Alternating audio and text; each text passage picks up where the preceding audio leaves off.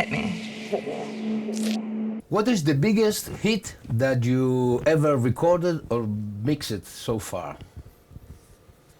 It's hard for me to say because I don't really look at the charts and all that stuff, but I would have to say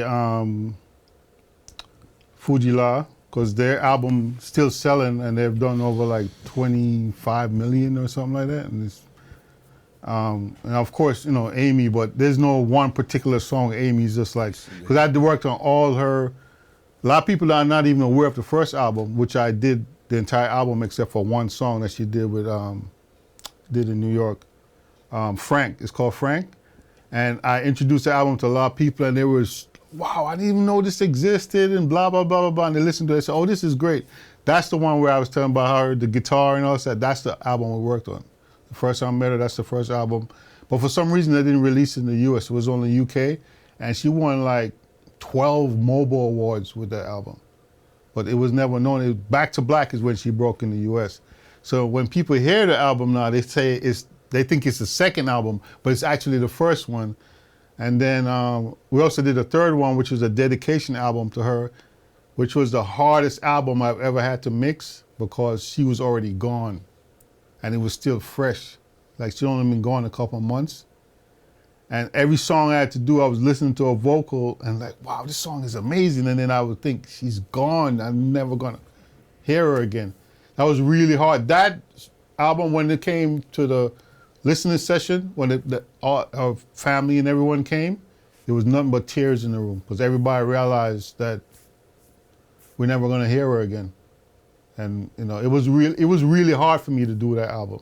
I think I did a decent job on it. Everybody liked it, but it was just really hard for me to do because she wasn't just a client or somebody I worked with. Like I looked at her like she was a friend. There's somebody that I knew from she was 18 till she died, and you know, it was a short time, but you know, we all felt close to her. She connected with all of us. The other engineer that worked with Salam on that album on Back to Black was Frank Sikora. I forgot to mention that. I think you might have met him before. He's the head instructor over at SAE, but he's also a great engineer and just a great, all-around great guy. And him and I have been friends since like 2003. And I forgot to mention when I was talking about him before, but he did all the recording on Back to Black for Salam. I just came in and did the mixing, but it was like a team effort type of thing, because there's a couple of times when they would invite me down, hey, come, because, oh, by the way, Back to Black wasn't recorded in the studio.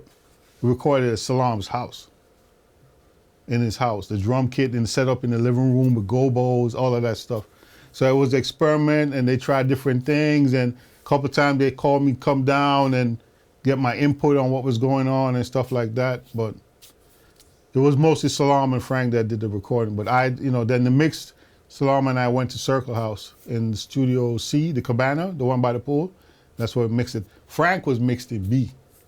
We did Frank in B on the G+. And both times I really enjoyed working on the albums because it was just such great songs and such great music. And well, you already know the results and everything else that went out after that. But yeah. Let's change this topic because I'm getting melancholy. I'm starting to think about, yeah.